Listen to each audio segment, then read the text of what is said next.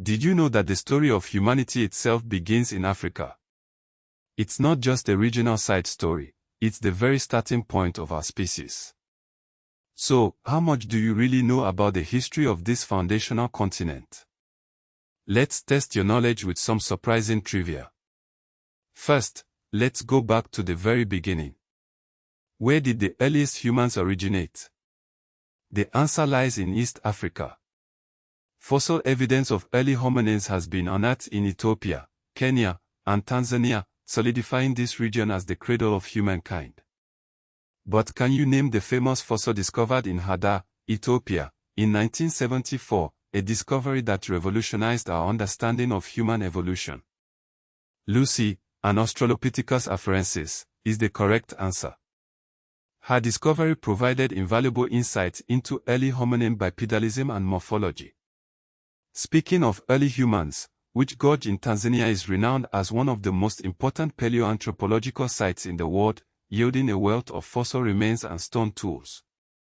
The answer is Olduvai Gorge, a site that continues to provide crucial evidence about our ancestors' lives. Now, let's jump forward in time to the rise of ancient civilizations. Which mighty civilization developed along the Nile River, its unification traditionally dated to around 3100 BC under the pharaoh Numa? Of course, it's ancient Egypt, famed for its pyramids, pharaohs, and complex religious beliefs. But do you know which major civilization and rival to Egypt flourished in present-day Sudan, even ruling Egypt as the 25th dynasty? That would be Nubia, also known as Kush, a kingdom whose influence extended far beyond its borders. Around 744 BC to 656 BC, the kingdom of Kush controlled Egypt, a fact often overlooked in historical narratives. Now, shifting our focus westward, which city, founded by Phoenician settlers in what is now Tunisia, is traditionally dated to 814 BC and became a major Mediterranean power? That's Carthage, a city that famously clashed with Rome in the Punic Wars. Moving eastward, which kingdom, located in present-day Ethiopia and Eritrea, emerged as a major Red Sea power by the 1st century CE and adopted Christianity under King Izona in the 4th century CE? The answer is Aksum, a kingdom whose influence stretched across trade routes connecting Africa, Arabia, and the Indian Ocean. Turning southward, which magnificent city, flourishing approximately from the 11th to the 15th century CE, was a major center of trade and state formation in southern Africa, its impressive stone structures a testament to its power? That would be Great Zimbabwe, a site that continues to inspire awe and wonder. Let's move on to the medieval period. Which empire rose to prominence in the 13th century in West Africa, with Sundiata Keita traditionally associated with its founding around 1235?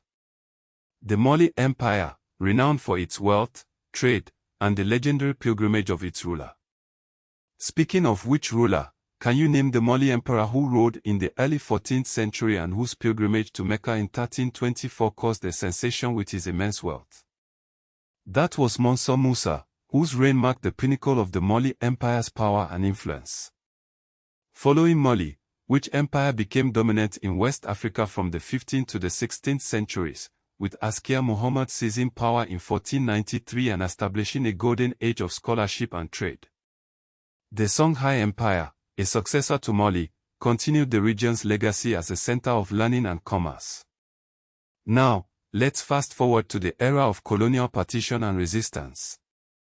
Which African empire achieved a stunning victory against an Italian invasion at the Battle of Odwa on March 1, 1896, becoming a symbol of resistance against European colonialism? The Ethiopian Empire, whose victory under Emperor Menelik II secured its independence and inspired anti-colonial movements worldwide. Which Zulu leader rose to prominence in the early 19th century, transforming the Zulu kingdom into a formidable military power that challenged British expansion in southern Africa? Shocker. Zulu, whose military innovations and leadership reshaped the political landscape of the region. The Berlin Conference, held from 1884 to 1885, formalized the European partition of Africa. But how many African representatives were present at this conference where their continent's fate was decided? 0. The conference, which accelerated the scramble for Africa, took place entirely without African representation. Which horrific event, occurring between 1904 and 1908 in German Southwest Africa, now Namibia, stands as one of the first genocides of the 20th century, targeting the Herero and Nomo peoples. The Herero and Nomo genocide, a dark chapter in colonial history. And which rebellion, erupting between 1905 and 1907 in present-day Tanzania, saw Africans unite against German colonial rule, using traditional beliefs and practices as a source of resistance. The Moji Moji Rebellion, a testament to the fierce determination of Africans to resist colonial oppression. Which two African states are generally recognized as having avoided full colonial conquest in the classic sense, although both faced major external pressure and intervention.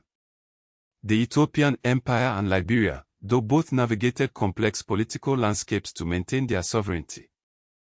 Liberia was founded in 1847 as an independent republic. Now, let's move into the era of decolonization and independence. Which sub-Saharan African colony became the first to gain independence in the post-war era, achieving its freedom on March 6, 1957.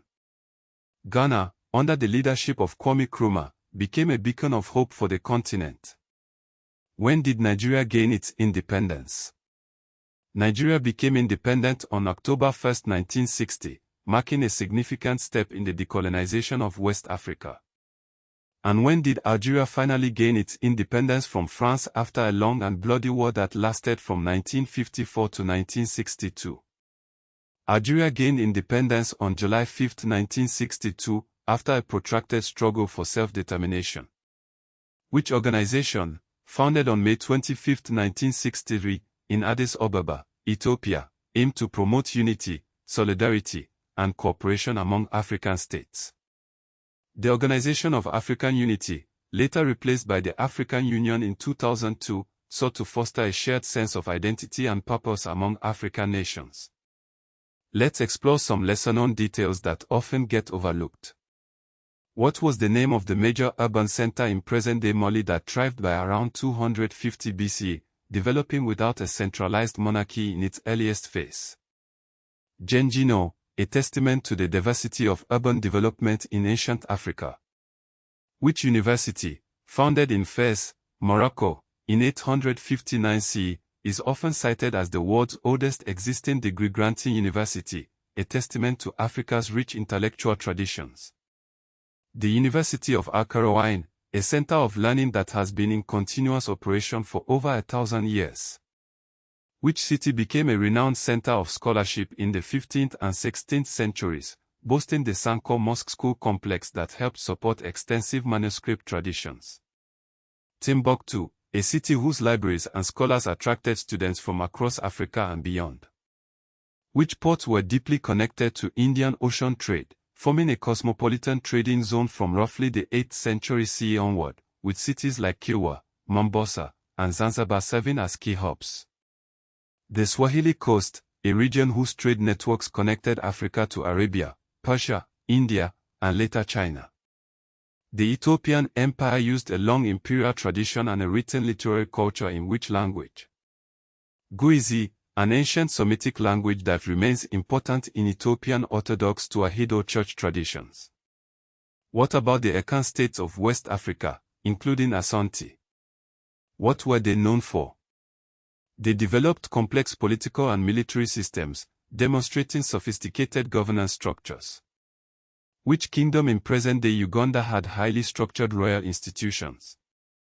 The Buganda Kingdom, known for its intricate system of governance and social organization.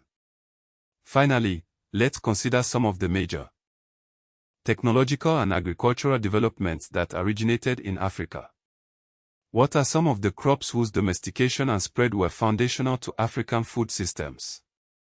Sorghum, palm millet, teff, yams, and oil palm, all of which played crucial roles in shaping African agriculture and diets.